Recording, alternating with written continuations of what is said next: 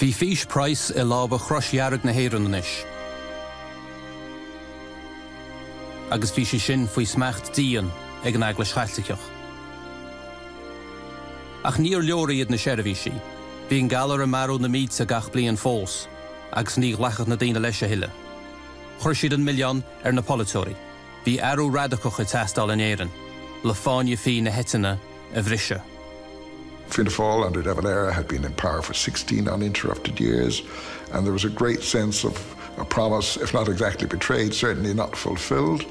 Important occupational groups like the Irish National Teachers, who had been very supportive of Fianna Fáil, were turning against them.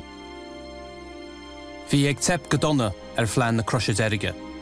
Ba chosol nach raneart ag a rialtas an scéal. Bhí Dorothy Stopford Price is snáb an aiasa. Potential catch that somebody like Noel Browne would have been. He was a doctor. He was energetically involved in dealing with the disease that was the great scourge of the era. I felt that the only thing that I could do was try to do what I could to destroy the kind of system which gave so much unhappiness, not just to my family, but so many families, like my family, innocent people.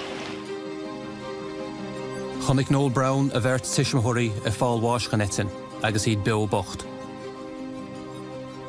Ba réigen a thug sé héin na cosa leis ó ngálar. Ina sé dódhéag ba díalachta ina chónaí lenaí réfur I Sasanna. Goigetí bhí an tíide I casa agus an galar gách lí.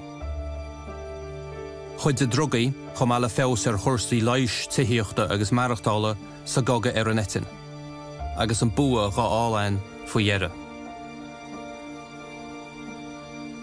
Ach bhí gné eile an galar a bharach bhád fud na tíre, a chur isteach go mór orb siúd a tháinig sláánhaid. An náire. Chunneoch sé sin an galar beo in intin na héireann go dtí an láineo.